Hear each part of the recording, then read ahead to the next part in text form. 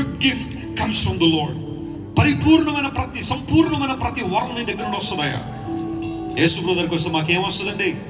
ఆయన ప్రసన్నమైన జ్ఞానాన్ని నీకు ఇస్తాడు. తద్వారా నీ జీవితాన్ని, నీ బ్రతుకును కట్టుకోగలిగే జ్ఞానాన్ని ప్రభు నీకు ఇస్తాడు.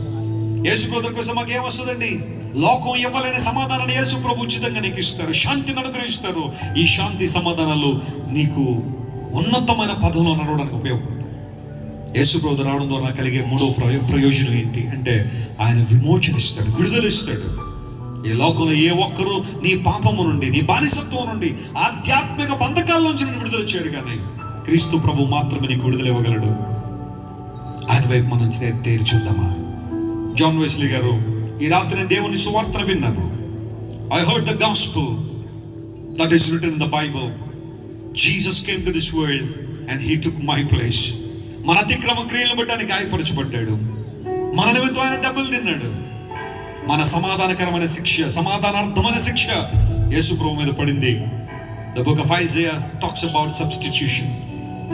Yes, ఆయన నా కోసం శిలువలో చనిపోయాడని, ఆయన చేసిన ఆ బలియాగం ద్వారా మాత్రమే నాకు రక్షణ ఉందని, నిత్య రాజ్యాన్ని స్వతంత్రించుకోగలను అనే ధైర్యం క్రీస్తు ప్రభు ద్వారా నాకు లభిస్తుందని ఈ రాత్రి నేను విన్నాను. నా జీవితాన్ని యేసయ్యకి ఇవ్వాలని ఆశపడుతున్నాను.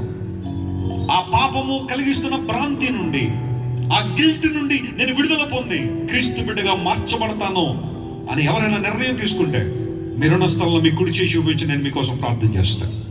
You are taking a wonderful decision tonight that makes your destination. ఈ రోజు నువ్వు తీసుకున్న నిర్ణయం ఏదైతే ఉందో క్రీస్తు ప్రభుని గురించి, ఆయన దగ్గర మాత్రమే సంపూర్ణ విమోచన నీకు లభ్యమవుతుంది. సంపూర్ణ విడుదల, పాప బంధకాల్లోంచి, పాప బానిసత్వంలోంచి, పాపపు శిక్ష నుండి నిన్ను విడిపించగలిగిన వాడు యేసు ప్రభు ఒక్కడే. ఈరోజు ఈ సత్యాన్ని నువ్వు గుర్తించగలిగితే నువ్వు రక్షణ పొందుతావు. రక్షణ పొందిన రక్షణ ఆనందం నీళ్ళకి వస్తుంది. ప్రభు కోసం నువ్వు జీవిస్తావు. If you would like to receive salvation from Jesus, just raise your right hand. మీ కుడి చేయి చూపించి మీకోసం నేను ప్రార్థన చేస్తాను. ఈ ప్రార్థన నాతో చెప్పండి. చేయి పైకి ఎత్తిన వాళ్ళు, యేసు ప్రభువా, చెప్పండి గట్టిగా, యేసు ప్రభువా, ఘోర పాపినైన నన్ను కరుణించండి. నీ రక్తంలో నా ప్రతి పాపాన్ని కడగండి, నన్ను పవిత్రపరచండి. ఈ రోజు నుండి నీ బిడ్డగా జీవించడానికి ఇష్టపడుతున్నాను. సిలువలో నీవు నా కోసం మరణించావని, మరణాన్ని జయించి తిరిగి లేచావని హృదయపూర్వకంగా విశ్వసిస్తున్నాను. నా జీవితంలోనికి, నా హృదయంలోనికి వచ్చినందుకు కృతజ్ఞతలు. నన్ను రక్షించినందుకు వందనములు. యేసు నామములో అడుగుచున్నాను తండ్రి. ఆమెన్. గట్టిగా చెప్పండి, ఆమెన్.